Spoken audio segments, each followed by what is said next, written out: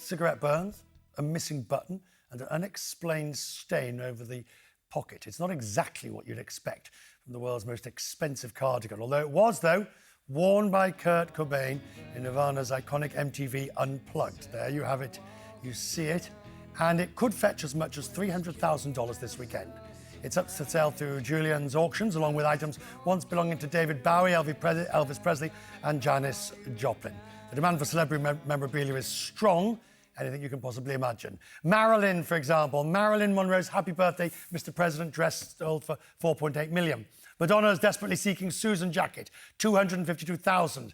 And William Shatner's kidney stone, $25,000. All of those through Julien's as well. With me, good to see you, Martin Nolan, Executive Director. Richard. This is fascinating. Why?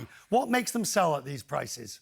You know, we're all nostalgic. We cling to a memory. These are tangible assets representing a time in our lives when we really loved that or we saw that performance. But the interesting thing about this cardigan was when it was last sold... Yeah, by Julien's. By Julien's, it was sold to an investor. Correct. For 100K or something. 120,000. Right. Now it's likely to go for 200 or 300, which raises the question of, is it an investment?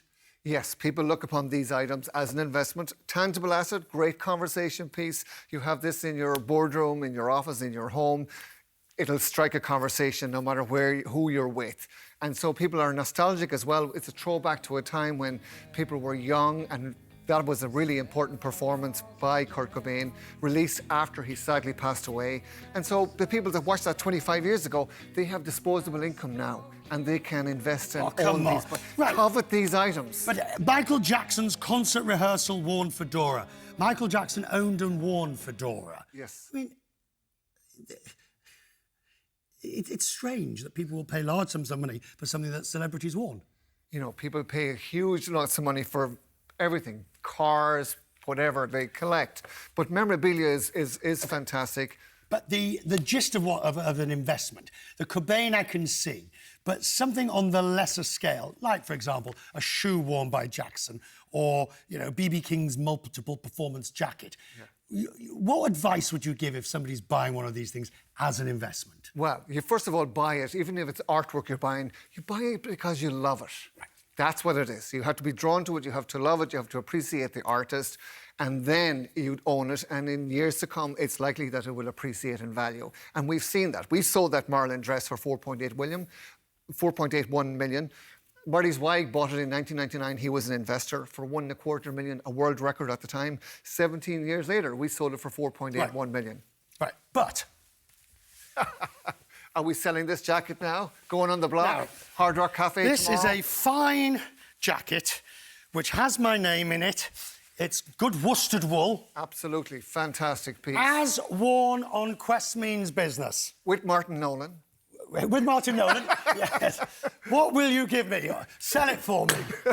That and $2.75 will get you on the subway downtown, Richard. Sold. Hand over the money. It's about all it's worth. Are you surprised, though, that this celebrity culture has now become so imbued that it's non-stop? Yeah, I am surprised. Technology has helped that. With social media, people feel more in touch with the celebrities that they appreciate. A lot of celebrities will do auctions as well, and they'll raise money for charity, like Olivia Newton-John is selling her Grease jacket. Good to see you, sir. Pleasure. $2.75. Come on, a bit more. Yeah, give it $3. $3. Do I hear $4 in the studio? $4 selling one. Yeah, I see a bit of there. I'll sell it. And sold. Sold.